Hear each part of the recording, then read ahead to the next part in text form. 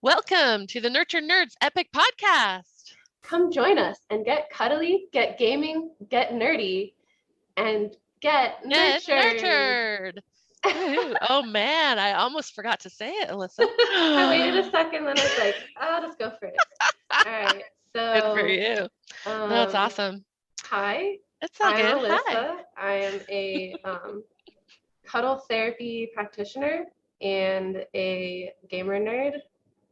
Just in the last few years for both of those. So I consider myself still to be very much a student. I mean, I always will, but yeah, I still have so much to learn. I just like to keep reminding myself of that because really we're here to engage with you guys. Anybody out there who wants to join our community, anyone already in our community, I'm open to learning. Let's make this a great community experience for you.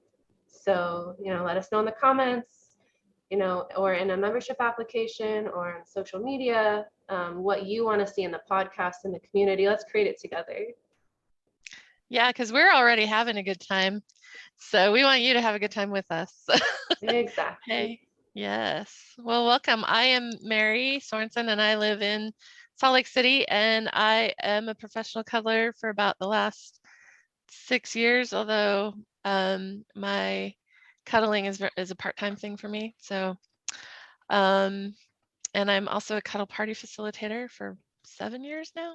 Wow, that's a long time.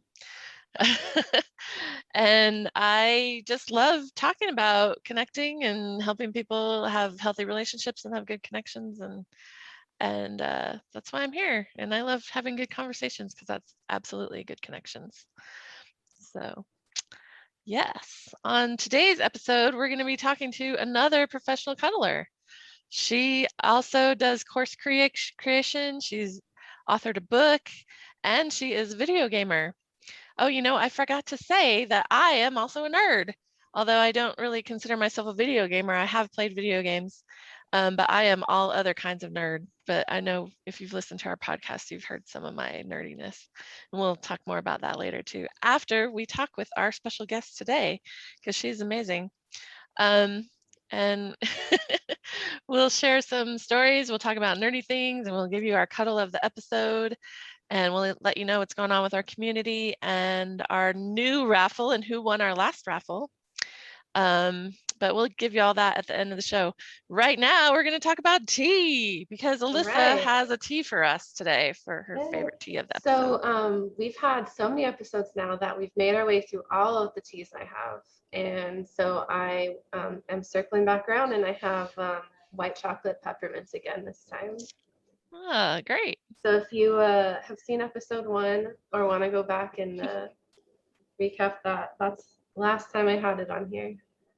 Yeah, and about you, Mary, and Sam, our guests. Well, we haven't introduced Sam yet, but Sam, you're drinking tea, aren't you? Yes. What is it? Ooh. I have a cute little duck in here too. Oh, your little ducky pod there. I am very serious about my tea. I am drinking a green tea with lavender blend.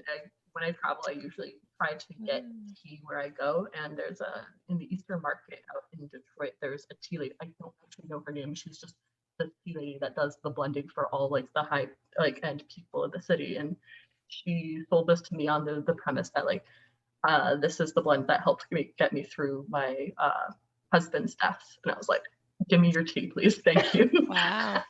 The powerful blends. Yeah. And if you do not have the video version, we need to tell you that Sam's mug is the best. It says snuggle season on it. Every season is snuggle season. That's right. Yes, even in June. Yes. Maybe when it's really hot, it's not as cuddly, but cuddles are still welcome. You can always find a way to cuddle. Where there's a will, there is a way. Absolutely. Where there's a will, there's a cuddle. Yes.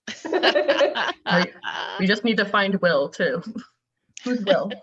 Yeah, who's Will? Oh, anyway. Will Smith? No, kidding. We'll find him offline. I'm not drinking tea. We've actually gone through all my tea too, so I'm at my favorite beverage, which is water. Boring. No, I'm kidding. No, hydration is never boring. Hydration is important. No, I have both. I have Water too. some chia seeds too. Oh, chia seeds and water. Oh, that's interesting. Yeah, well, it's a liquid IV. I've been drinking that more, like when I feel more sick. It's an electrolyte drink. I dilute it like at least to half, if not less concentration than what they say on the package, because it's like way too powerful for me. But yeah, just it helps me balance my electrolytes and stay at least as energetic as I can. And is that a commercial product? I didn't hear. What was Yeah, that? yeah, it is. It's called Liquid IV. Liquid IV, and then you Yeah, just put chia seeds in it. That's kind of neat. yeah. I like that. Trying to increase my dietary fiber, my soluble fiber. I think Okay, that's the cool. one. Anyway, Thanks, Alyssa. yeah. Well, now we shall officially introduce our guest. Sam, will you introduce yourself? Oh, I'm trying to introduce myself. Okay, cool. Yeah. Hi, I'm Sam Varnerin. I live out in the Boston area, born and raised. I am a civil engineer, but turned professional cuddler, which throws a lot of people off when I tell them that. It's okay. I'm an environmental engineer turned professional cuddler. So hey. And I've always done sciencey stuff, but I've done science and artsy stuff my whole life. So Awesome. We are in good company then. Same That's here. right. Yeah, so I've been a professional cuddler for 5.5 years. Oh my gosh, it's been 5.5 years. Holy Wow. And full-time since 2017. I have kind of stumbled into this by sheer accident and ended up staying because I realized that I really like seeing like the tangible effects of like and because I really like helping people, I've kind of like tumbled into a couple other aspects, such as helping other cuddlers, eventually trying to mentor them, creating courses for them. And during the pandemic, when I couldn't cuddle, write a book. So yes, I have it. We've talked about it a couple of times here, but Happy While Hermiting Handbook. Like, yes. I love this cover. It's hard to see with my background, but fun fact, that cover was completely last minute. Last minute, because we had our original cover we realized would not be a high enough quality to print. And we're like, oh gosh, what do we do? So we had found like little hermit crab stock photos that were all just like black and white. We're like, just color them and make it work. And like, I sent it off to my assistant. She's like, okay, I got it. And I'm like, good. I wonder if the person who created those images will ever see it and be like, hey, that's mine. We paid them. Yeah. Oh, okay, good.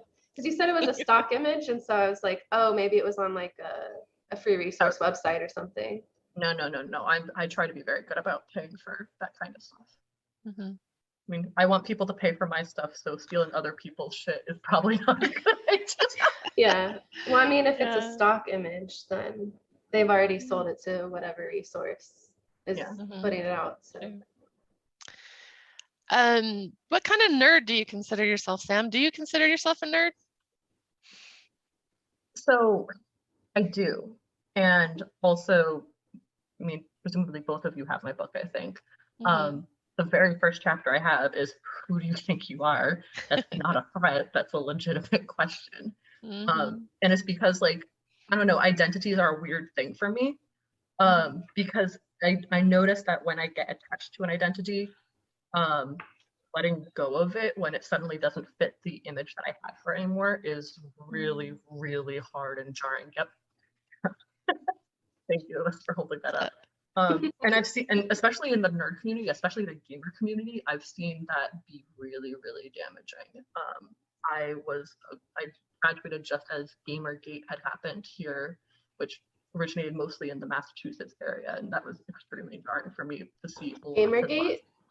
Gamergate was more or less, it didn't start with this intention, but it ended up becoming like somewhat of a concentrated, organized 4chan attack on women in the gaming industry. Oh no. And resulting in a lot of death threats for women that were creating games because they wanted to create more games that they wanted to see that maybe didn't fit, like first-person shooters and stuff like And, you know, I'm like a young, early 20-something person that was around people that were in the gaming community. So seeing that, I was just like, oh my God, like, if who around me is actually like thinking these things and not saying this around me, this was, it was scary.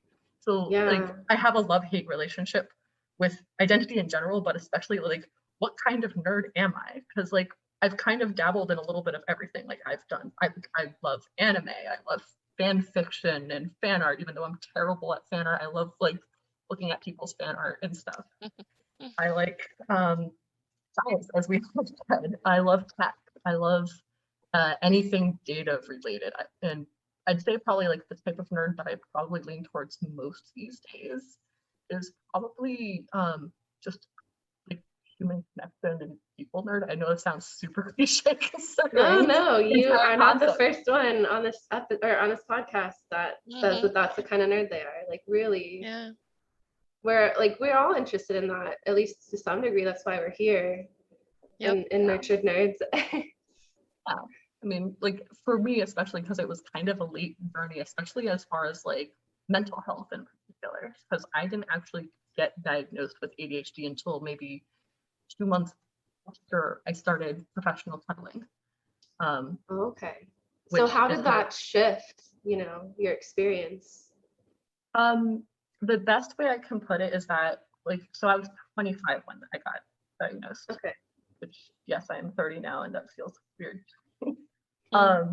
But yeah, so before then, whenever I like struggled with things or like things that were supposed to be easy or things that's like, come on, all I need to do is just do this easy thing, and I just like didn't, I would beat myself a lot because I didn't like, it was like, what's wrong with me? I must be lazy, I must be like stupid, like there must be something here. And it was, the self-talk was bad. Like I actually like couple years ago deleted an entire notepad files, or if I was like so shaken up about like not being able to think, I would just like take out like my anxieties and just be like, it was horrendous, and I just deleted all of those. It was like, wow, that's how I used to be when I had no treatment whatsoever.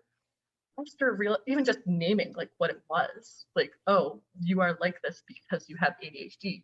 Suddenly I was just a lot more compassionate with myself. It was just like, oh, like, you know, left the keys like next to the toaster again. Oh, lol, that's pretty hilarious. Oh, like my wallet's at the bottom of like my couch. This is hilarious. How did that even end up there? I literally was holding like my tea 10 minutes ago, like 10 seconds ago. I don't know where it is. It was just like, it became more funny to me. And I got more accepting with like how I showed up. And I also got really lucky because like the health treatment here in Massachusetts is like really, really, really, really good. And they like, I had a great mental health team. I swear to God, I hit the jackpot for that. Because my therapist, very first one I ever saw, I'm still with her now. She was the one that like pinged me and said, I think you might have this, let's go get you diagnosed. And the place that I went to actually gave me like a whole sheet of like, this is what we discovered after going through your like test diagnostics. Here's things that you can do and tweak and try that might help you specifically. And I'll reference that like once a year now, because it's like, oh, this is a good reminder to me to actually like take care of myself and make sure that I'm managing my symptoms in a responsible way. So it helped phenomenally. Yeah. Thank you for sharing all of that with us. Yeah.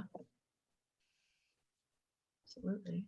I definitely relate to that feeling of like just feeling like something's wrong with you and just like, why can't I be normal? And so I'm really glad that you got the help that you needed and the support to just take care of yourself for exactly who you are. And exactly how your body shows up, how your mind shows up. It's so important. Yeah. Honestly, I have ADHD to thank for that, for even getting into this in a way. I would never recommend people do what I did to get into professional cuddling, by the way. I've heard about it on a whim in a random marketing email that I was subscribed to. And I looking back, it's like, oh, this is the impulsivity of my ADHD symptoms showing up. Because I literally just was like, no, professional, because it was through, it was professional snuggling back then. That was the term that I had heard. And I was like, no way, this doesn't exist. Immediately went to Google, found the first company. They had applications, they had people in Boston. I'm like, apply, done. Like the only thing that stopped, like I was like looking back, I like want to shake myself. I'm like, what's wrong with you? You did like no research whatsoever. That's really important to bring up. I'm glad you brought that up, because this work, like you can get this kind of fantasy in your head of what it will look like, but the reality is like there are just certain things, like mental, emotional things that you need to prepare for, and you need to have strong boundaries. And this training wasn't around then, so like I am really grateful for you and all of the professional cuddling, just men and women who've come before me, men, women, non-binary, all the people that have come before me that have gone through these experiences and learned and are like passing on their knowledge and expertise and experience. And you're the reason that I got into this work. I saw your interview in the Penny Porter article, and we've talked about that before, but yeah, it's just, it's true that it was irresponsible to do it, so impulsively, but I'm glad you did. I'm glad you're here. Yeah. Sometimes it works. Every time you Sometimes tell me that. Yeah. I was saying sometimes it works that way, and it totally worked for you. So yeah, I know, because a lot of times I will recommend to people, like, you need to have training, you need to go through this, and this is the best way. And what I mean is that's the optimal way. But we wouldn't even have the training if people didn't learn on the job. And there are a lot of great cuddlers that haven't had training, I know. So yeah, that's important to remember. Yeah. But yeah, I appreciate that you are a trailblazer as well, Sam. And yeah, you're out there, you're talking to people, you're offering your experience as a training for others, and I love that. That's so great. Thank you. Welcome. So you kind of told us how you first became aware of professional cuddling, but then so after you just applied, what happened after that? What made you stay even? Well, okay, I was gonna say, like, if you want to know what happened immediately after that, was that I got into a car accident and hurt my back and couldn't actually cuddle for the first week. Completely unrelated. It was like just like a ding after work one day, and I was like, oh, I can't actually cuddle. So in a way, that was good because it gave me time to think about what it was that I divine actually intervention. Like, yeah, to get you to slow down. Yeah, if you believe in God, I honestly think like that was God just being like, hold the fuck on, like, don't do that yet. Like, you need to know a few things, which was good. I was like, and once I actually had my first session scheduled, I think I was like I was ready to shit my pants because I was so terrified. I'm like, I don't actually know anything. I got like this 3-page document from the agency I was working with at the time on how not to get like, murdered / raped, whatever. And I'm like, okay, like, but like, how do I actually do this work? That doesn't help me. And I was like, okay, I'm just gonna work with what I think might work. My very first session, I think I did everything wrong that I would never do this day. I showed up in a dress. I had leggings on underneath. I was just like, but it was like the most conservative thing I had. It was like, okay, I have a dress that goes up here. Like, okay, like I'd like nothing sexual here, even though it's a dress. So I showed up at 10 p.m., which I would never take a session starting at 10 p.m. now, unless it's an overnight. That's the only exception. I drank wine with the client. And I'm like, oh God. And looking back, I think it might have been an open bottle. I'm like, I don't even know. They could have spiked it, yeah. And I'm like looking back, I'm like, I found out like at the very end of the session, like the client had no clue that he was my first session until I had told him after it was over. He's like, oh my God. So I'm like, oh, I must be good at this thing for some reason, but I don't know what just happened. Yeah, but like that was actually not a bad session. It was just like a lot of like little things. I'm like, that wouldn't be something I would feel comfortable doing anymore. So because the agency I was working for at the time had a few like college girls that were working through them, and then like classes started to get overwhelming, they had a back end of like a backlog of a bunch of leads in the area. So once they were like, okay, like this is a safe person, she's just like checking in and checking out like she's supposed to for safety stuff, and like she's actually sending us the money that like, because that agency took 50% of the time, which is like, oh my gosh, they took so much. But I didn't have to do any marketing. Like basically just handed me leads. So it's like, I mean, to me, that felt like a fair trade. I'm like, okay, yeah, just get me people and I'll figure out if I can work with them. And yeah. But like after that, they just gave me like an influx of people. And I'm like, oh gosh, what do I do? I like have, again, no training, know what to do. The next couple people were really interesting and learning a little bit more about like why they were even coming in to see me and like how like, and then people started coming back and being able to see their progress. I was just like, oh my gosh, I am actually helping people. That's great. 3 months in was when I had my first boundary pusher. Wow, which I'm surprised it took that long. I was also working full time, and with workaholic tendencies, usually wasn't done with work until 6. So like if somebody wasn't patient enough for to wait for me to actually respond again, then and I usually didn't hear from them again. But it was 3 months in, and it's not actually as bad as you would probably think. Be like, oh, this person like tried to completely violate. And they did, but it was like small things. Like walking in, looking back now, like there was definitely a sexual undertone that I was like, me and my bright-eyed, bushy-tailed, like naive, but like had no clue what was there. I just knew that I was here to cuddle. And I felt uncomfortable the entire time. I'm like, but nothing was actually happening until near the very end. He asked, like, can I suck on your fingers? And I was like, no. And he paused, and then he just did it anyways. And I was like, I was so shook. Like, it was such a weird thing for me. And I was like, I don't know how to respond to this. And so, like, I called up the agency. I was like, this is something that this person did, and I don't feel good about it. Like, what should I do? And the person on the other end was like, well, that doesn't sound that bad. That was pretty much my experience with that same agency. Yeah, and I was just like, oh hell no, like this is not okay that you just said this. But like also at the same time, like it felt like an impasse moment. I was like, I'm either gonna leave this right now because I don't want to put up with this kind of shit, or I have all these memories of the people that I have been helping, and I stick with this so I can find those people that need this, because I know I'm doing good here. And like that was a really hard night to come back from and be like, what the heck am I gonna do? The next session I had was a return client, and after that I was like, okay, I think I'm gonna stay with this, but I need to get real good at boundaries.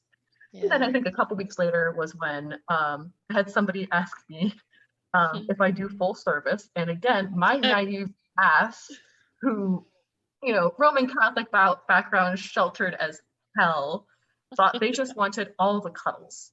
So I said yes. No. They came by, they tried to take my top off, and I was like, oh, no, that's not what I do at all, actually. I'm sorry. And then that's when I realized, I'm like, oh, I should probably find out, like, yeah, I guess there are people that are looking for this, but that's like sex work. I should find out like more about this thing so I don't mess up again. And so I actually don't misrepresent to potential clients. Yeah. So like for somebody that doesn't do sex work, I have learned a lot about sex work and how it works, because I'm like, oh, it's like small little nuances that I'm like, oh, I need to do this completely the opposite way so they know I'm not. Like something as simple as going to a hotel. Like if a business traveler is like, hey, I'd like for you to come to me, I meet them down in the lobby. Yes. I don't go straight up to the room because we're not doing anything wrong. Like I don't care if the staff sees me. I'm just visiting, and I'm a professional cuddler. If I have to tell them, I'll tell them that like there's nothing going wrong. Right. But and then like even things like if they pay cash, like I might lay it on like the desk and just be like, okay, there it is. I'm like, no, you can put it straight in my hand. I don't know why, but like for a lot of sex workers, they're like, oh, if they don't put it directly in your hand, it's not a transaction. But if they leave that there and you happen to pick it up later, it's not. And I'm like, no, put it directly in your hand, because this is a transaction and we are doing nothing wrong. Like, I will put that posture up and just be like, I'm here to cuddle. I don't know what you thought we were gonna do, but it's not that. There you go. Yeah. Hence why screening is just so important. It's like, am I actually offering what you're actually looking for? Right. None of this smoke and mirrors, wink, wink, nudge, nudge. Like, no, straightforward. I don't want you to be disappointed. and I don't want to be pressured. Mm-hmm. My screening process has changed so much over the years. Yeah, but I also think that is the value of the training and having the good community. Yep. You know, if you had been, you know, a lot of the communities that are available right now, you could call them and say, look, this happened. He sucked my fingers. What do I do? It really freaked me out. Instead of saying, oh, that's not so bad. It's like, no, that's not support. There's actually a blacklist that you can put them on, or, you know, there's like an in-between list where it's like, you know, at your own risk, basically, of like, maybe it would be okay for some practitioners, they can handle it, or they are better at working with boundary pushers, but yeah, but nobody's ever obligated to. Exactly, like, but it's just like a warning to be like, just so you know, they like did this. Yeah, like if you're you can talk to each other. Yeah. And of course, the more experience you get with being good at your boundaries, then you can handle it better, right? I think I've found, but yeah, I think a lot of it came from trial and error for me, because I was isolated from the larger cuddle community for a long time, actually. Yeah, that's a good point. It's like, if you do this work, please, as far as you can, don't be isolated in doing it. Be in communication with at least some other practitioners, if for nothing else than to just have other people to share your experience with who are also doing this work. Highly recommended. Plus, you get to know amazing people like the three of us right here, right now, because we're awesome. Yeah. So, man, I feel like we keep hitting these questions before they're actually asked, but I know. It's all I'm good right. at that. Can you be more specific about, because we touched on boundaries, safety and boundaries a bit. So how, like, do you want to share anything specific about how you screen clients, or you know, how you communicate with them beforehand to make sure you're on the same page? And how do you feel that doing that screening process beforehand helps create a more playful, connective environment, a more like relaxed environment? Yeah.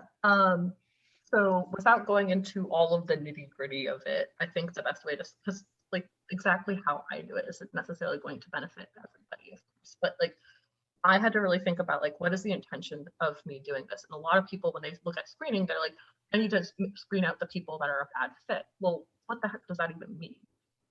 It means that like maybe their intention isn't what you thought it is, or maybe it could be something else entirely. Like this is somebody that like has so much going on that is so far out of like my ability to even hold space for, because it's just so uncomfortable. I mean, think of like if you are, I don't know, a trans person and you have a Trump supporter that comes in and is like, yeah, I just want to be able to like talk about like, I don't know, something that is extremely traumatizing to somebody for trans cuddler, and they're like, I don't want to fucking do this. Like, that's also important too. But then there's also like people that do have intense trauma, and maybe you're not as trauma informed and aren't really sure if you can actually help that person. I had a situation recently where somebody was had some kind of there's something like mentally that like I didn't really know how to work with it, and I actually ended up like normal screening process would be one call, and then I decide then like we're good or we're not, and I was just like, we're gonna hold off for a second, and I had to go to the larger community and be like, I need more skill sets to figure out how I can work with this person, because I just don't know how. And Sam has actually like reached out and was like, I got these skill sets, let me offer to like coach you and stuff like that.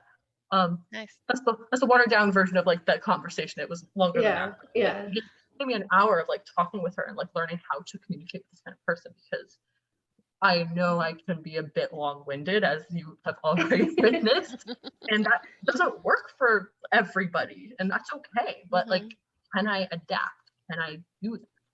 Is really important. So for as far as the screening calls go, my first thing is that they have to raise their hand. They can't just, I've had people reach out directly to me like, this is what you need to do. If they don't do it, then they're already not following directions. And that's a really big piece for me. It's like, if you can't follow directions, then why would I trust you with my body? So that's exactly. Yeah. And then so the call itself, I do a phone call or a video chat. I don't care if I see them on video, because some people don't like video. Hell, I don't like video half the time. So I'm like, I'm not gonna force people to do that. Like if they would rather just be on the phone, that's fine. I can understand intonations and like intentions a little bit, and I'm always happy to just dig deeper if I'm like, hold on a second. That piece that you just said there, what do you mean? Can you tell me more? I will gladly do that. And the call in general, like I'll introduce the call and just be like, this call to decide if we are a fit. It's never about, am I a fit or are you a fit for me? It's like, no, like this person may get off the call and just be like, actually, no, I don't want a professional cuddling session. Like this was the call that I realized I'm like, no, actually, I want to go see an escort. Or like maybe I actually just want to see a therapist and I was going to use you as a body pillow so I don't have to do it. I was like, cool, you figured that out, great. Now you don't have to waste money and be disappointed when you come see me. So that's important too. Yeah, so I kind of look at the screening process as like, it's not just like protecting me, but it's also like, am I ethically like gonna be able to be there for them? And I ask everybody to do it. It's like, I have friends that will come and see me. I still make them go through my process. It's like, it's a different container that I'm holding for them. And it's like, okay, can I actually hold that container for you? Like, and put aside the container I have as a friend to show up for you as a professional cuddler.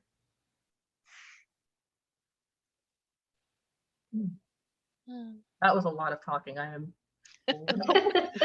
I'm processing. Sorry. So something that I've noticed you've been decently open about, just from reading your, for example, like your newsletters and stuff like that, like you have been in a monogamous relationship the whole time you've been a professional cuddler, right? Or most of it. And like, how is that dynamic like shifted or been affected by your work?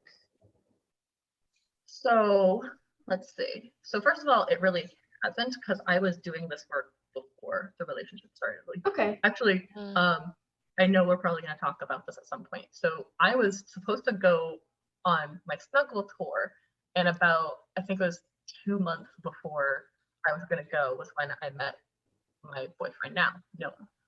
And that was interesting because we had met on Coffee Meets Bagel, for talking back and forth a little bit, didn't find time to meet quite yet. And during that time was actually when we were texting back and forth, was when I had found out that I would be speaking at Cuddle Expo, and I was super, super excited. Hadn't met him yet, but I was just like, you know, I was talking with him, like I literally got the news, and then he was like, "Hey, how's your day going?" I'm like, "I'm gonna be speaking at Cuddle Expo," and I was like, "This guy has no clue what the hell I'm saying." And he's like, and I think his response was, "Oh, that sounds super cozy. Good for you." And I'm like, okay, this person's like, whatever. And I forgot that I had put in my profile that I did say like, yes, I'm a professional cuddler. And I was so used to like dudes just being like, "Oh, you're a professional cuddler. I'm a professional cuddler too." And I'm like, I know. No, you're not. Yeah, so I got that as well. He wasn't like that. So I wonder if he didn't even see that on your profile, or if he just forgot about it. He did see. He did? And like when we had our first date, like you know, Coffee Meets Bagel, we're gonna get coffee or bagels. We ended up going for the coffee. We talked about it a little bit, and he was like really interested, and like really, he's like, "Oh, I love that you're super passionate about this. This is awesome." And when we, you know, a couple weeks later, we're like, "Yeah, no, I want to be dating you," because I was in various polyamorous like connections, relationships before then. Is like, I want to make things monogamous. Give me a week to officially break things off with these people so they don't come back to haunt me later. But he's like, you know, I'm like his second girlfriend ever, so he's like, "What?" And I'm like, not yet, but very soon. So I had to do all that, and then went back to him, and we were Facebook official and very visible to like his friends, and he works at an improv like studio, and all of them were like, "Oh, you're a professional cuddler and you're okay with that?" He was hearing that over and over again. He's like, "Why wouldn't I be?" Like, had trust in me that like love that attitude. Like, why wouldn't I be okay with that? Duh. Yeah, no, that's how it should be. That was basically the moment I was like, I like you. You're staying a while, because originally, like, I thought I was gonna go on snuggle tour as a single lady, just being like, okay, when my off time, I might just like go to a bar and flirt with dudes from time to time, whatever. And I was like, no, I should do anything of that. I might go and drink and like make friends with like the random people in this hostel that I'm staying with and whatnot. But like, that's it. cool. Like I was pretty Nice. happy, and I got a lot of other experiences through it anyways. So it's like, and the whole time we were talking, at one point he took a train out to see me in one of the cities, and then we both went back together. Like it was, oh, that was fun.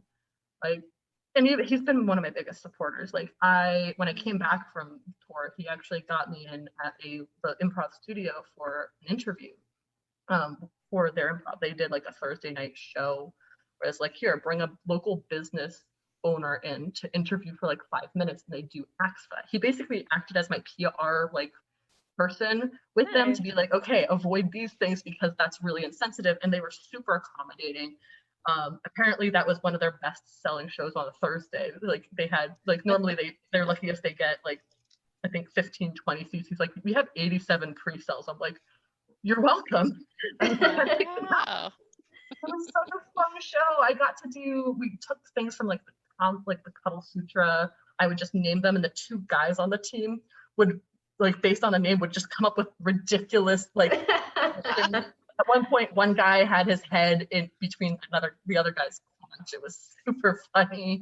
And then I would like show how it actually looked with one of the like female performers, and like everybody thought it was great. One of my friends told me afterwards, it was like, oh, the couple behind us was like, we should try that position tonight. Yeah. People. Oh yeah, no, he's been Nice. super helpful, like always super like supportive. We just bought a condo together too, so I'm sitting here in our new condo, and like even at the table when we were like talking with our real estate, where it came up that I was a professional cuddler, and he kind of paused for a second, and he's like, oh, and I'm like, okay, I'm familiar with this. And then on the phone, he just chimes in, he's like, she's a leader in her industry, and I was like, yes. Yes. You are. You are. when other people say that, though. I I'm know. like, I'm getting used to it though. I'm like, oh, thank you. I appreciate So good. I'm glad it's going so well. Yeah, I was just about to ask you guys, but you said it already because I was going to say you guys celebrated a really good thing that you did together. That was awesome. A big step, right? With your new, but then you'd already blew it because you The bought a new condo together. that. Yeah. Oh, I think that's great. That's so good. Congratulations on that great relationship that you have. Um, you did talk a little bit about Cuddle Expo, but do you want to? Could you tell us more about that? Because we love remembering that. What would you like to hear about that? So you spoke, and did it go well? Did you enjoy it? It went exceedingly well. I'm Mhm. honestly like, I'm not surprised, but it was like kind of overwhelming because so I'll backtrack a little bit. So first of all, the reason why I even knew about Cuddle Expo, because at that point I was kind of like a cuddle hermit. Like I had actually stayed away from the larger community because I can talk about this because I got consent to talk about this a long time ago. But Sam Hess and I actually met pretty early on when I tried to break out on my own, and we clashed, and it actually like made me stay away from the larger cuddle community. I was like, oh, I might not be welcome here. So I was just like, I'm just gonna create on my own in my little corner and do what I can. And then I started working with Peter Benjamin through the Connection Institute, who is right down the road from me, actually. Like we live in the same town. And I took his Circling for Therapists and Healers event, and it was phenomenal. And like he and I connected really, really well. Actually, he's like, you're a person that should be in the training community for like facilitators, like immediately. And I was like, oh, okay. So I started doing a lot more circling. They call it relational inquiry now, because that's more accurate for people that don't know what term circling is too. So Right. that's really what it is. It's like you're learning a little bit more about how somebody is like showing up in the world and inquiring about like what it is like.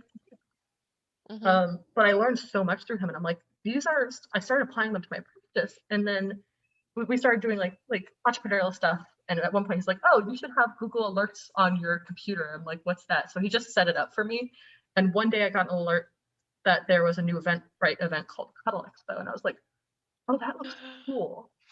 And I looked on the site, and they had an option like, we're looking for speakers. And I was like, and Peter and I had been talking for a while. Like, I want to collaborate with you on something. I was like, this is it. We should collaborate on this. So we submitted a talk. We got it approved. We went to Cuddle Expo. We did, what was it? Connecting while cuddling. How to, I think it was how to build a deeper relationship with your clients. I think that's what it was called. And we taught like fairly like easy, like authentic relating and relational inquiry practices to really like understand like your client's world. And those are ones that I had been using for about a year or so with my own clients, and they started coming back because it's like, oh, what our clients actually want is connection. And if we aren't providing that, we're just a body pillow. And maybe some Yeah. people need that, but like they need something more. So we did that talk, and we got, at the end of each talk, you can fill out a feedback form in each category. When we started going through the forms, every single category, every single form was 5 stars. Mm-hmm. And I was like reading the comments, and I was just like, it was my first real debut, like being in the cuddle community face to face with people. Like nobody really knew who I was, but I was doing all this work trying to like be part of like the community and like help people. It's like, oh my gosh, this is doing so well. I'm so glad.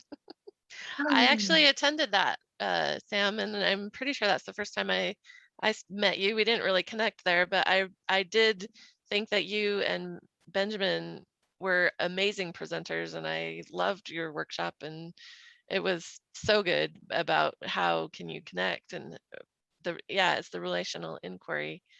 So yeah, I thought that was a great workshop, and I'm glad that I chose to go to that one. So yeah, it was amazing. It was so good. Super fun. Yeah. We need to do we need another cuddle expo. Mm-hmm. If we wouldn't make people drop dead, you know. Yeah, I think everybody wants Cuddle Expo to happen again, but nobody wants to organize It's it. so much work for and yes, it is very rewarding, I know, but it's so much work. And I yeah. I give so much credit for organizing it last time. Yeah. I really do. Yeah. Oh, someday we will get there. Gita in the chat make it happen. says another cuddle expo and another cuddle tour. Yes. Now you're planning another bit of a tour, aren't you, Sam? I don't know yet. Not sure. I haven't decided yet. Haven't decided. Thinking about it. A mini tour, maybe. I think I saw, or no. More like a Northeast tour. I have played with the idea of like, oh, you know, I really don't do a lot of sessions more than an hour away from my home all that often. Like I'll drive down to New Jersey / Philly to work with some of the clients that I did meet through before because they still can't find a cuddler in their area that they've really tried. So I'll go down and work with them maybe like once a month and come back. Especially one that's been like but my dad needs to help me somehow. And I've been trying to like he's is planning on moving, and I'm like, I know somebody in your area. Yeah, we need more cuddlers. Yeah. I mean, that was the original intention for my snuggle tour, was like I want to go to all these cities and then also train people so that there are people there. The second part, that part didn't work out as well because I didn't know what the hell I was doing. I was doing my best, but I was like, how do I get people to come train with me? I don't really know. But I learned really quick that it was more beneficial for me to just go to these cities, plant myself there for 2 weeks. The first week just being like, okay, this is how the city works. This is what the culture is like. This is why people might be looking for a cuddler. And then working with people and figuring out, oh, this is how this works here. This is the nuances to pay attention to in this area, which has been really helpful when I start to mentor people. And if they're in any of those cities, like I had somebody out in Austin, I'm like, yeah, so the struggle you're going to have is like, you know, the general culture that I experienced when I was there was most people are last minute and late a lot. And that didn't jive with me. I almost went broke in Austin when I was on tour. I did go broke actually at one point, and it was just like, wow, this is hard because if in order to do this, last minute appointments is what it is, but like I can't screen the same way. So how do you work with that? How do you work with that and still stay safe and still do the work that you want to do and help people? That was hard. I have a hard enough time finding clients when I've been here for 5 years that know where I am. So I think that sounds really daunting to me to try to go to a new place and try to get clients. But I think it's a great idea. So, well, I don't know about our audience or about Mary, but I heard that my understanding anyway is you created this book, you wrote this book in response to the pandemic. And so I was wondering if you could tell us a little bit more about the motivation behind that and how the pandemic affected your practice specifically, and just like the cuddle community overall. What can you clarify on that last part? So, well, personally, I've noticed a lot of shifts in the cuddle community and in our offerings over the course of the pandemic. Like, we've just expanded our offerings so much. But I just wonder, like, how your practice in particular has been affected by it. And then maybe just like what you've seen in the larger community and like whether some of that's resonated with you, some of it hasn't. I know earlier you said you hate being on video. So like, I imagine you haven't offered many virtual sessions, but maybe you have. I don't know. Yeah, no. Just like, what has it been like for you in the pandemic as a practitioner? Absolutely. Yeah. So weeks before the shutdowns even started, I had enrolled in Marie Forleo's B School, which was a somewhat of a last minute impulsive decision, but not really, because I had been thinking about it for a while. And I was like, okay, I'll wait till next year. And then I was like, no, I'll just do it this year. I'm kind of glad I did, because I just went up the following year. But I started taking that, and they have some pre-coursework on starting the right business, which went in a different turn than I thought it would. And I had realized during doing that coursework to like understand, I went into it thinking I was going to be working on my offerings through my snuggle school, cuddle career, all that stuff. And when I got to this point, I'm like, I want to be an author. I want to write a book. Maybe not just one book, maybe a couple books, but I want to write a book. So the thought was already there that I was going to write a book. And I had started talking with Yoni Alkin, Epiphany Jordan, people that wrote the book of cuddling, and somebody told me some like in respect to each other. And they told me a little bit about what that process looked like for them. I talked with Sam Hess about KDP, which is Kindle direct publishing, so that you can self-publish and whatnot. And so I was getting that information beforehand. And it was actually the very last session I had before I had to shut down. I was driving up to New Hampshire, so it was about like an hour-long drive. It hit me that I'm like, these shutdowns might be inevitable. People are going to have to isolate. Now, the previous year, I had torn my ACL, had to move back home with my parents, away from the city in Boston and into like this new town that they had just moved to for like their late career retirement years in Cape Cod. Yeah. And so I didn't know anything. And it was also winter, so nobody's fucking there. Yeah. And I'm injured and can't do shit. I can't work. I can't see my friends. I can't do anything. And I'm just like, my entire life kind of got like upheaval to that for about 3 months. And then when I came back, I always looked at myself as like a pretty extroverted person. So I came back and I was like, how do I human? Like, how do you human? So like I saw this and I was like, this is what people are going to be dealing with. And there's going to be a lot of time during that. Like, there were so many lessons I got during that isolation, other than just like, oh, I need to figure out that I need to figure out how to be a human being in existence that wears real pants. Yes, that was also a thing I had to do. Yes. And I was like, I think I can take some of these stories and help people. So like at the time, I had actually got my phone out, I was going, and I just hit the record button and just started talking about like what came out of my head. And I got that transcribed and talked about it with my business coach at the time. She's like, I have an editor that might be able to help you. So I talked with her and I was like, what do you think we can do? And I sat on it for maybe about another month. And then I finally was like, okay, I think I know what book I want to write. I want to write something, not just stories about like what people can do and tell them what to do. I want to give them like action items. I want to give them like journal prompts. Like, I want this to be interactive for them so that they're making it into what's helpful for them as well. But I still want to be able to talk to them like, you know, I'm just chilling on their couch and just being like, so here's my life story around this. Hey, like, and it's super casual. Like, the language in it like is very similar to like how I speak. And I really, really value that I got a great editor that really helped me try to capture that, because I don't hold back. Like, some of the titles of the chapters already caption. I think the intro is like, let's just accept that this sucks. We're gonna be okay too. Let me see. Yeah. Like, so I like yeah, that. that was kind of how that happened, and I'm still kind of like mind blown because that was in March, and I finished the book in October. I originally planned to finish it in June, and I'm looking back, I'm like, that was just fuck. You had no clue what you were getting into. Mhm. But yeah, so I had finished that in less than 7 months because I didn't work on it for the first month. And at that point, it was just like, this needs to get out. Like, I know there's stuff in there that I was like, oh my gosh. I think I did a reading for Sean Coleman's event a couple months ago, and I read it. And the first thing is like, it was April 2015. I'm like, no, it wasn't. It was 2019. What the fuck? How did I miss this impression?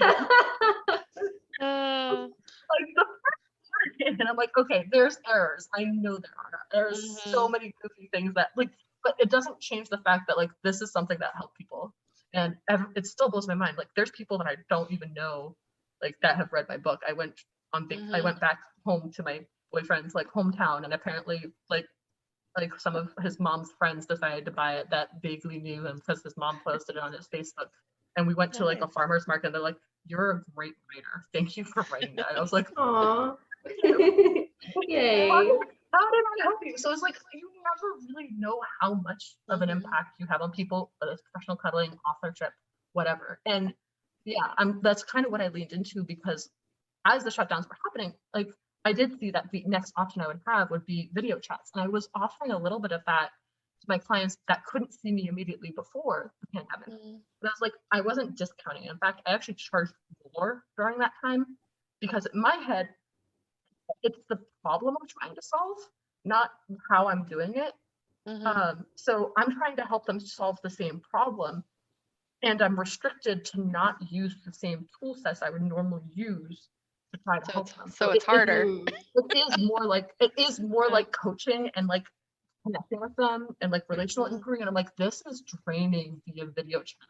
I can't get all the little micro expressions and like, what are they doing off camera? How much are they like, like fiddling and twitching and stuff? Cause I'm like, yeah, you're literally not in the same space that they're in.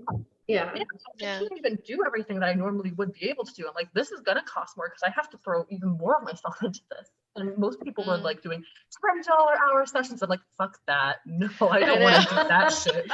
Yeah. I know. I never understood why people were like doing half price video. I'm like, no, I mean, well, it really I guess depends it on like your depends. experience of the session. Like for me, a lot of the work is having to be in person and show up and like bring all my supplies and set up the space, or now I'm in my own living space, like having to clean the whole space and prep it and everything. And to me, that's the part that's the most work. And so I'm like, well, I don't have to do any of that now. So it makes sense to me to be discounted. But I'm really glad to hear about your experience and why for you, it needs to cost more. It needs like you need to charge more. That's like, I'm really glad to know your experience on that. Yeah. And not only that, like I still had clients that were struggling during the pandemic, especially because they couldn't see me.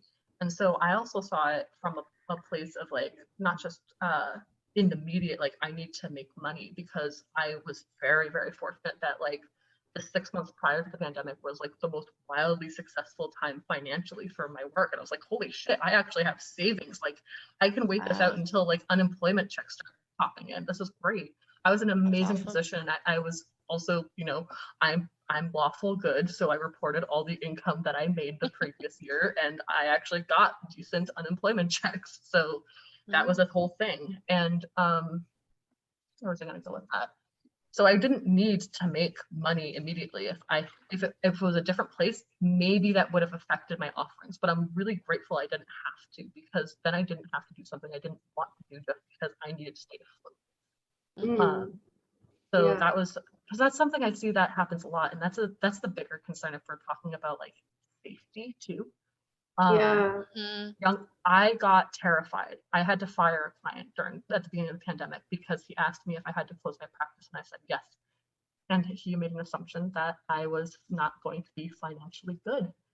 So he made an offer to me that was absolutely not something I would ever expect a client to do. Yeah, so I was just like, you can offer me that same money and I'll tell you why that was not okay. that they just asked me that, and it didn't go very well. But it was just basically like keeps asking for a type of sex work, and I was like, I need you to understand that I don't do sex work, and like I can't, like, if I can't offer this to you, and he got upset about it, and I'm like, okay, we have boundary issues now, and I can't work with you, and I'm gonna report you to all the blacklists. So goodbye. And everything I ever create or try to do has always been inspired by like something like that, firing like something under my butt, being like, this is an experience that sucks, and I don't want other people to experience this. How do I help? If you've noticed any kind of common trend there. But it's always like younger women I'm always concerned about, because like I came into this as a younger woman, and I was subjected to a lot of these things because of the power dynamic, especially with older men and younger women offering the service. Even though, like, yes, we're in somewhat of a position of power, if we're not ready to own that power, things like soliciting from us are really powerful, and it's a hard power dynamic to be in the face of if you genuinely need the money. And there were times that I've had to. I didn't know. So let me rephrase that. There were times that I had that offer when I was not doing well. And admittedly, I've had to pause for a second and be like, that's fine.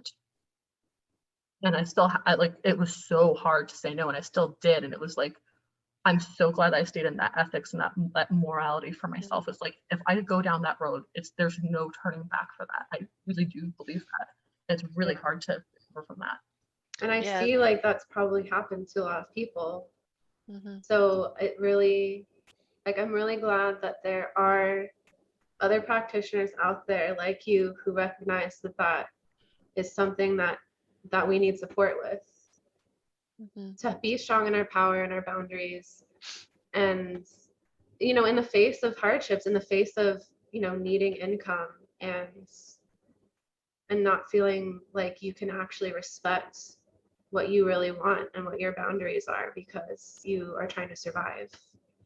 And it just seems like a really terrible place to have to come to this work from.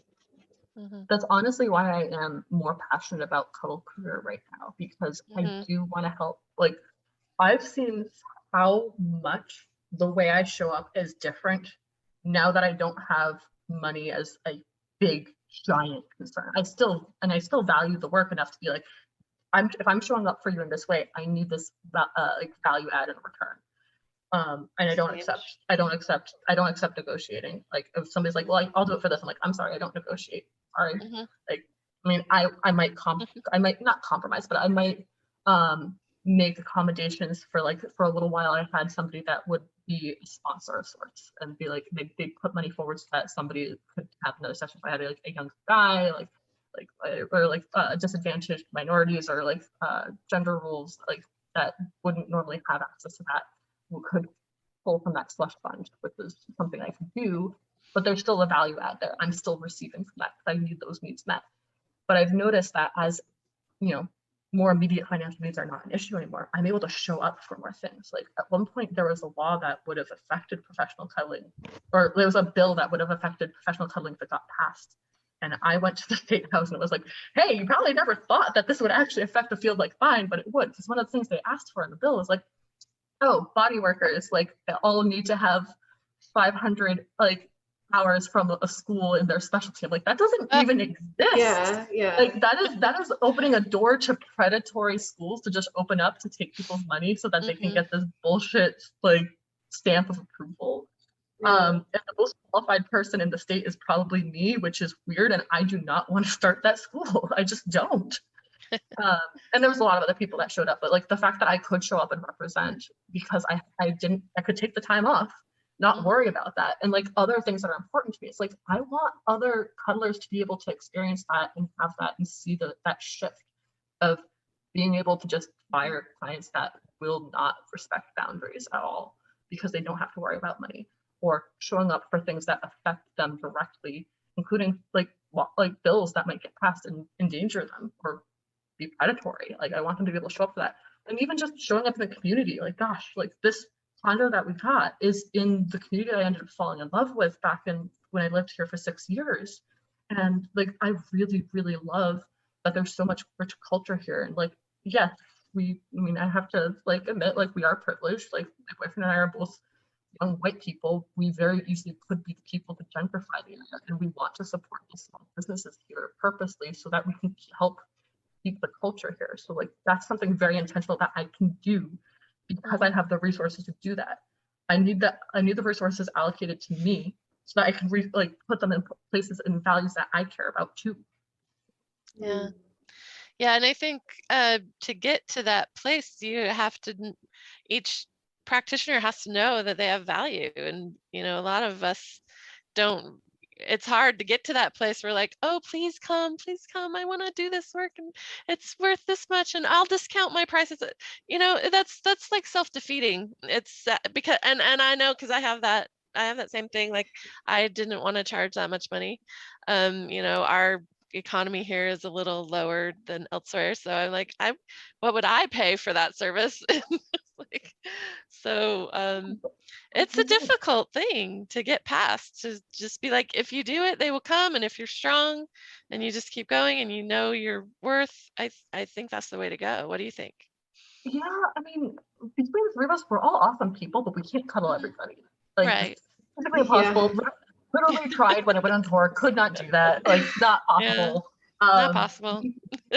People, like, even though I really don't think there's any such thing as competition in this work, there's so much capacity here. Gotcha, thanks. Yeah. But yeah, so yeah, like I think the last time I actually tried to count, I think there's like 35 cuddlers in the field in Massachusetts. I'm like, really, that's it?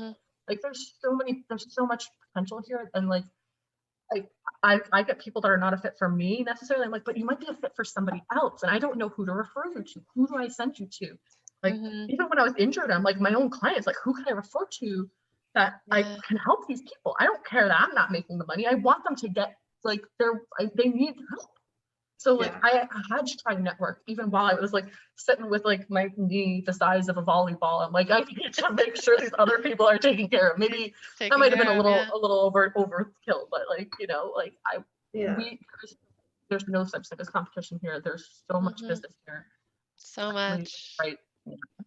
Yeah.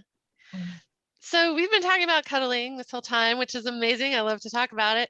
But I think some of our people probably want to hear, like, what's your experience with video games, and what's your favorite, or what do you think? Are you a gamer girl? I don't identify with the term gamer girl, but I do like video games. So I don't really like stereotypical, like, I shouldn't say that, like I don't really play a lot of mainstream games. The big one I've been really into basically since November is Stardew Valley. I think I listened to a previous episode where Sam Hess was talking about it, and I was like, oh, I need to find out like where she is with this now, how many save files, because I'm the weirdo that loves playing a game. Like I have a main save file except to like year 5, I think right now, and I stopped for playing that file because I had everything except for flamingos, because on this farm you can actually have flamingos, and I'm like, I need to figure out how to get this incubator for this. And also because I married like one of the guys in the game, it was a really tough decision. I was looking at it like there's one like, oh man, this is like the high school dilemma I have. I could have usually romantic Fabio-esque man who writes a book, especially since I had just written a book. I'm like, oh my gosh, and you're so beautiful and like romantic and try to take me on a boat ride. But then there's also like the shy emo kid that's a computer programmer and like kind of a wallflower and a little anxious, but is super sweet and rides a motorcycle. I'm like, oh shit, these are like the 2 people that I always like struggled with my romances in high school. What do I do? I ended up going with the emo guy, but I was like, I want to make another save file and marry this guy too.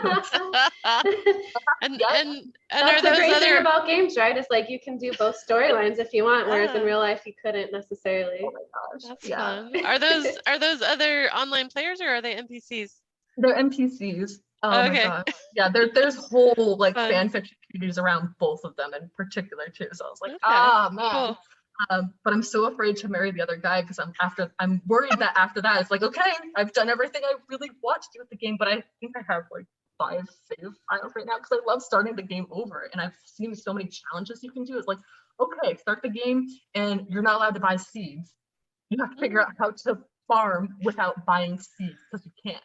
Or, okay, by the end of year 1, you need to have $1 million in the bank. And I tried that one. And for those that are listening and are familiar with the game, I had to go the Joja core route, and it was soul crushing, but it wasn't as bad as I thought it would be. I don't know if you two are familiar with the game much, but like No. you get to there's a community center that you have to like help bring back to life.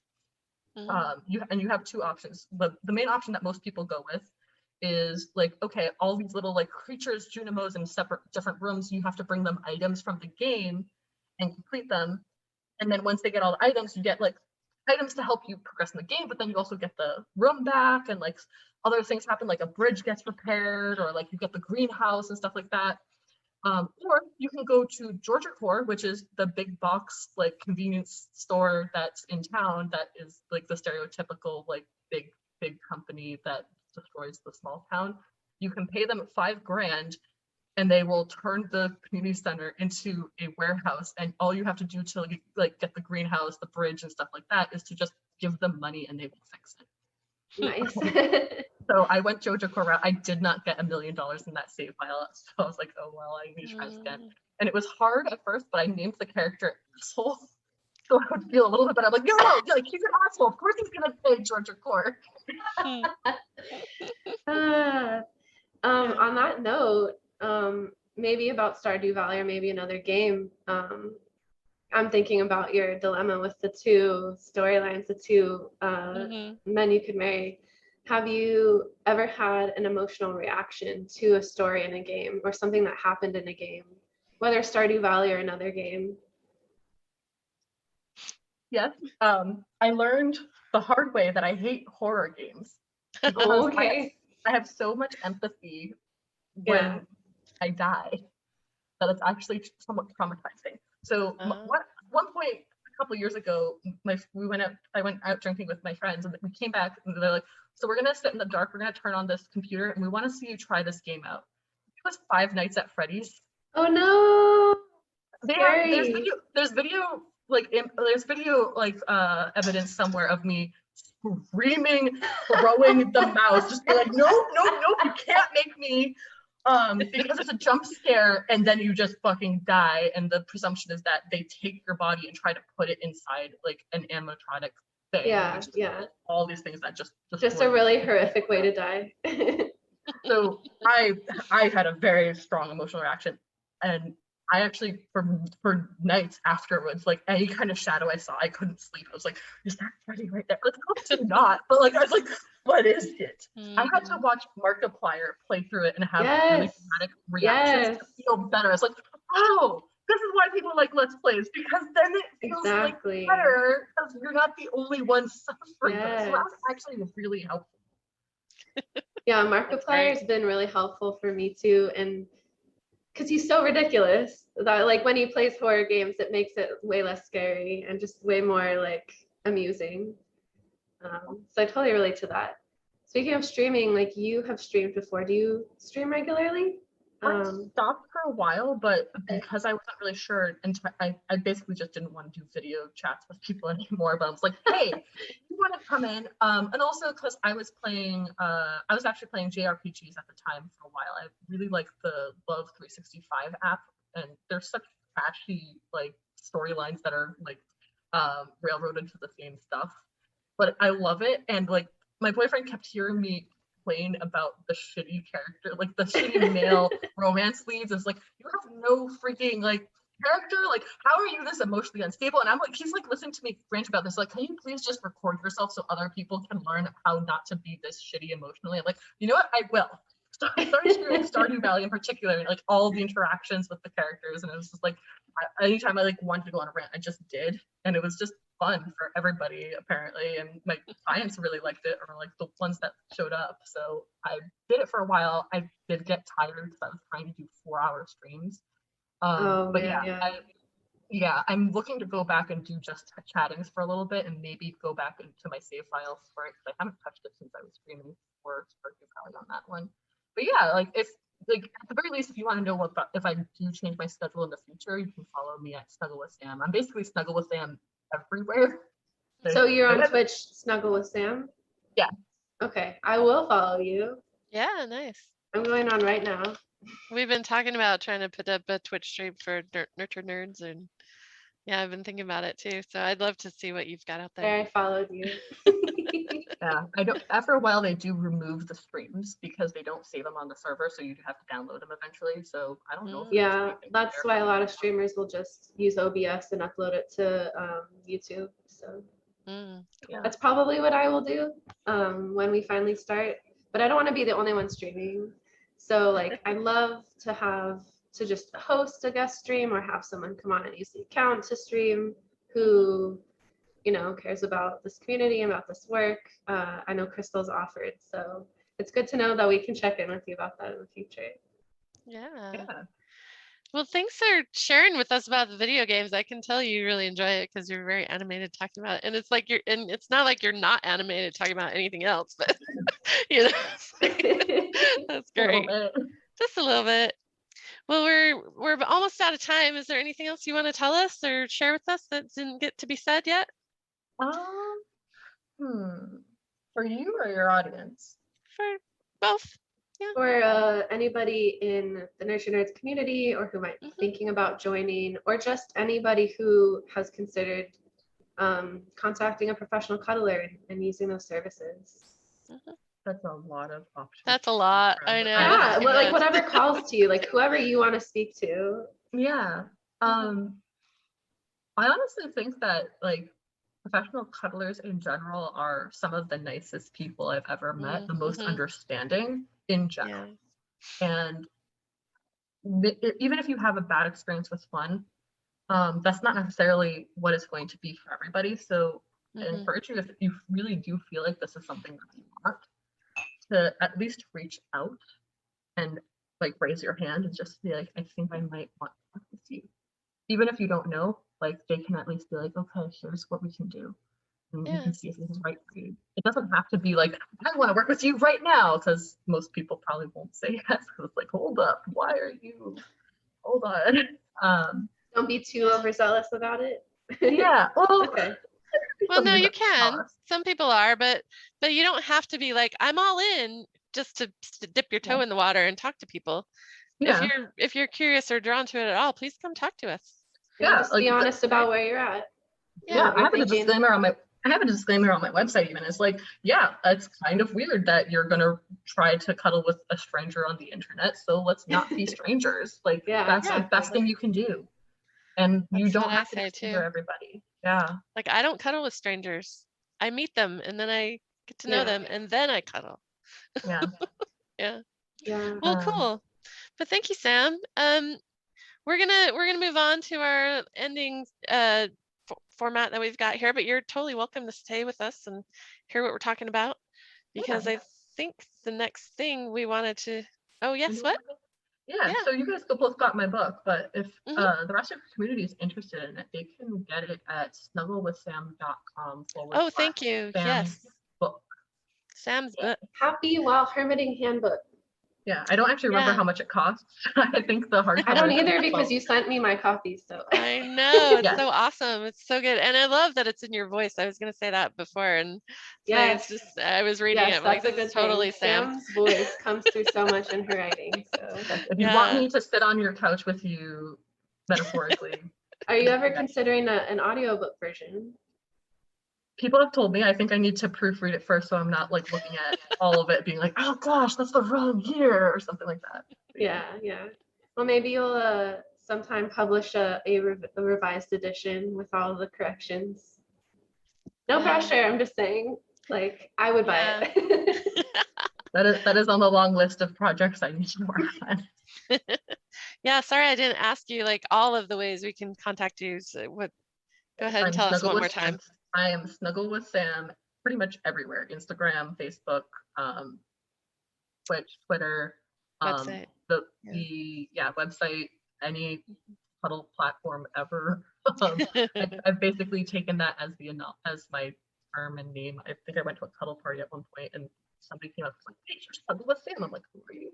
So like I've just owned that. Like that is who I am right now. That's your brand. Right. That's great. Just let us know if you have a few links you want us to put in the description in the video on YouTube of this episode, and we'll get those in there. Yeah. For interested cuddlers, I would recommend going to cuddler.com. that is still in the works, but the blog is starting to get up.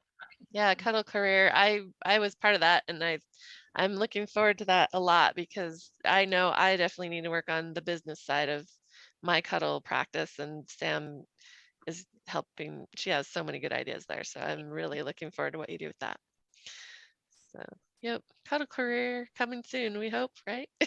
Yeah. Yep. Cool. I'll let you get to your end. Thank you. Thanks, Sam. So good to have you with us today. So let's talk about a nerdy thing, an interesting thing that happened. Mary, before we started, you were telling us about your adventure last weekend.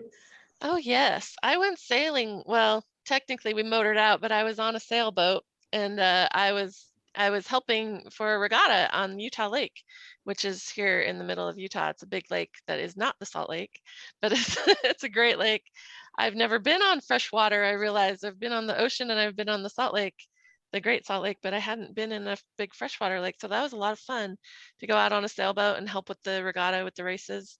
There were 30 sailboats that showed up, and I helped do the timing for the race. And this is my nerdy thing, but I think I've shown this to you before. This is my bird watching scope. And when I was and I love your rainbow lanyard that you have on it. Yes. So when I was on the boat, I put my rainbow lanyard on it so I could have it around my neck because I am such a nerd. I am so worried about dropping things overboard. So I had this around my neck. It's a very valid worry. So. And I had a little waterproof case for my phone, which I had to use because I was timing them. And I have the rainbow lanyard for that. So I had that around my neck.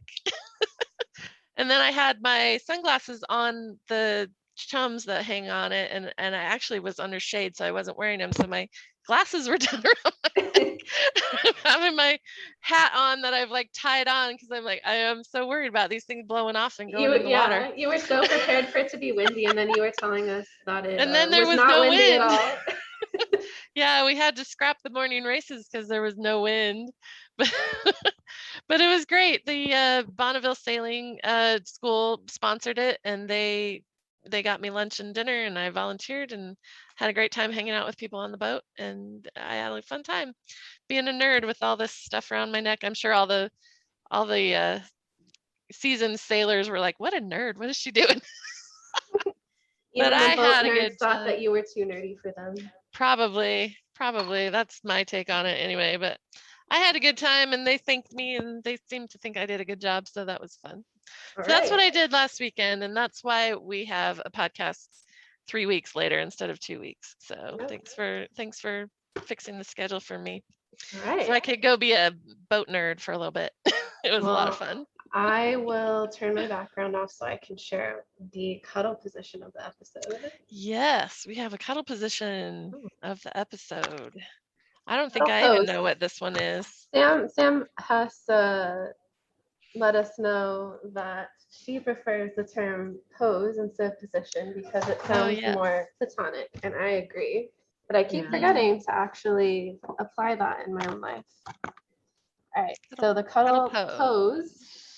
There was this wonderful short film that came out on Vimeo recently called Cuddle Buddies. I don't know if you've seen it, Mary and Sam, but I really enjoyed it. There was a pose that was shown called ultrasound, and it's funny enough, like it was kind of like showing the life experience of a practitioner. Just like certain things that can be hard about that, especially when you have children, or maybe when you have,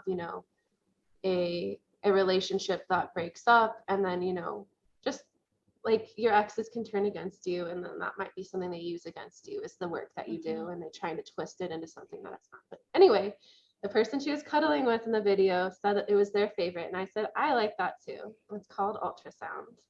And you have the person laying on their back, and the person on top lays between their legs like this, but they put their head on the lower abdomen, so stomach. That's why it's called ultrasound. And you could, interlock arms, hands if you want, or, caress hands, arms. But basically you're resting on their stomach, and this is really good. I like it because you get to feel the breath of the other person. You get to feel their stomach rise and fall as they breathe, and just be very in tune with their breath. So that's the cuddle pose of the episode, ultrasounds. That's super Nice. sweet. Thanks. Yeah, I love your monkeys. They're so good for showing I love poses. monkeys. Yeah, and I Ozzy did. is so, since I was a preteen, I think they're pretty old. I love them. What are we gonna say, Mary? Oh, I was gonna say I'm pretty sure it was on one of the Facebook groups, but they said that the actress playing the professional cuddler actually took the training so that she would have that background. And oh gosh, I forget who was it. Jean? Anyway, so Jean Franzblau was the consultant for that movie. So I am No looking wonder forward it to was watching so it. good. Yeah, Yeah. I yeah. actually spoke to that director. He really dove deep trying to understand professional cuddling. He found me on Instagram and was like talking with me. I'm like, oh, here's my experience. Wow. So I really Nice. appreciated that. Okay, well maybe we'll have to Very link good. to that short film in the description. So Yes, look yes, for I that think if you're that's a good interested in idea. seeing it. It's about 15 minutes long. So Cool. Yeah, I look forward to doing that. So we had a raffle and we had a winner, and we're gonna do it again because we have more people coming on, we hope. So slowly but yeah, surely. yeah, slowly but surely. So tell us Yeah. about that, Alyssa. Sure. So we have another raffle. The prizes will be very similar to last time, almost the same. So the first item, of course, is a free 30-minute virtual session with either me or another professional cuddler in the Nurtured Nerds community. And you get your pick. Obviously, you still need to go through screening and make sure that you and this practitioner are a good fit for each other, so you both enjoy the time together. And we have a free electronic copy of Mary's amazing book, The Art of Authenticity, How to Be You. We have let's see, we might be doing this differently than last time. I don't remember what we said, Gita. Maybe you can remind me. It's going to be a gift card for a video game streaming service, maybe Steam, maybe something else. I think it's Steam again still. Can I throw something in? Or we might consider a PlayStation. So maybe that's what it was. It's like we wanted to give that choice, PlayStation or Steam. Can I throw something in? Yes. Yeah. Can I throw in a copy of my book? That's amazing. Thank you so much, Sam. So Happy While Permitting will Yay. also be a prize in our next Nurtured Nerds Care Package loot box. And what's the next one? Of course, you heard Oberon's question this interview. And if you win the next care package raffle, you will also get to submit a question for whatever the next podcast episode is after you win. And of course, we'll work with you if one of the questions doesn't quite work with who we're interviewing. We'll find a question so you get to be heard. And a discount. That's the last time, a discount for Jerk-Proof Your Relationships if you choose to register for it. Cassandra Brown, the creator of Jerk-Proof Your Relationships, she wants to work with Nurtured Nerds, encourage as many of us as possible to be able to invest in ourselves and just learn and grow in our skills in connecting with ourselves and connecting with others. Jerk proof doesn't necessarily mean you're a jerk. It's jerk like life jerks us around because life just happens, and how we can take care of ourselves and be just supportive of others in our relationships when those jerks happen. So, how to be really great resilient course. when we Highly get jerked. recommend. Yeah. Yeah. And I think that's it. So we have one new item this time. Hooray. Thank you so much, Sam. Thanks, Sam. Yeah. Oh, the deadline is July 29th, and we will announce the winner on August 1st. And yeah. And anybody reminder that we have a hangout event every week called Weekly Nerd Break. It'll happen either Saturday evening or Sunday evening. This week it's on Sunday because we're recording this week. So it's just a lot of Zoom in one day to do this. And then we also usually do Soul Happy Hour hosted by Susan Lee, a wonderful event for connecting with yourself and just Mm. sharing with other people. Mhm. I think that's it. Yeah, great. And just remember, you can find us at nurturednerds.com, and we're on Reddit at Nurtured Nerds and Facebook at Nurtured Nerds. And we're working on Instagram, Discord, and Twitch. So if you want to help us with that, we would love you to come on and say, I know how to do Twitch. Let's do it. That's And what of we course, need. here on YouTube, our podcast episodes and other videos for Nurtured Nerds on this channel. YouTube. So thank you for joining us for this episode. Are we feeling Yes. nurtured? I'm feeling nurtured. I am. Yes. All right, Yeah, I Sam? invite you to hug yourself and give yourself all the love and affection you give to another person when you hug them. Give that to yourself. 'Cause you deserve it too. Mm. Thanks, you guys. Thank you. See you next time. Bye. Bye, everybody. All right.